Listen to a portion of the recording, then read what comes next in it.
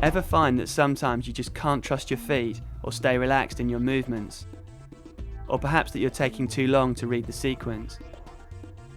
The ability to conserve energy by moving as efficiently as possible is always the driving force of climbing performance.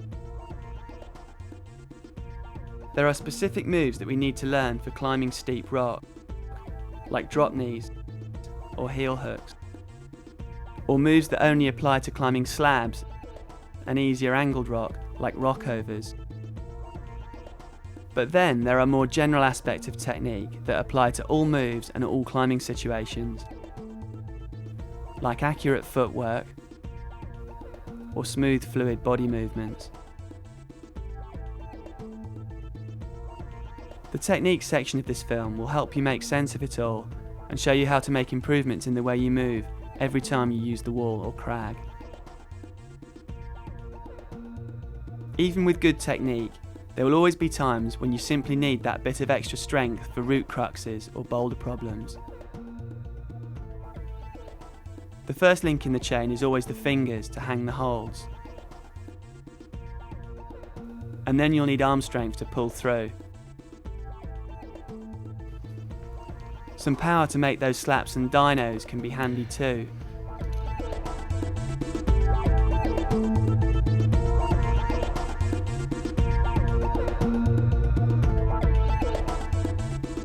Not to mention having the body strength to keep your feet from swinging off on steep terrain.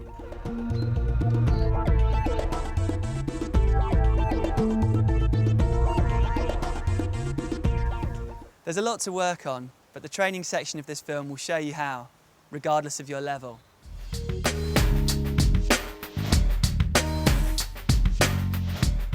Ever find that there's nothing you can do once the pump hits you? The ability to conserve energy on longer climbs is initially a product of good technique. The more relaxed and efficient you are, the less tired you'll become. But still there comes a time on steep sustained terrain when it simply helps to be fitter. Shorter sport climbs like this require what's known as power endurance, the ability to keep going where there are no rests and the moves are highly sustained. Whereas longer climbs, particularly trad routes, will test your stamina and the ability to recover on easier ground. The endurance training section will help you define your needs and set your training requirements.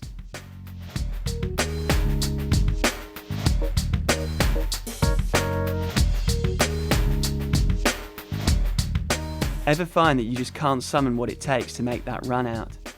It doesn't matter if you're a technical magician and have the fitness to go with it.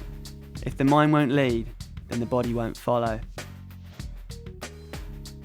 There's a big difference between healthy self-preservation on bold trad routes and an irrational phobia of falling onto bolts.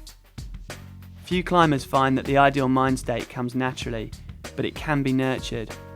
Although this film will be concerned purely with technique and training, Part 2 will show you how to banish the demons once and for all.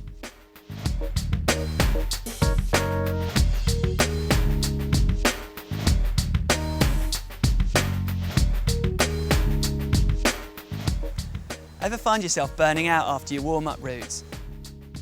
Or that the process of preparing yourself to do a hard route can be a really hit and miss business? Even the best climbers sometimes squander their talents due to tactical misjudgments made on the day at the crag.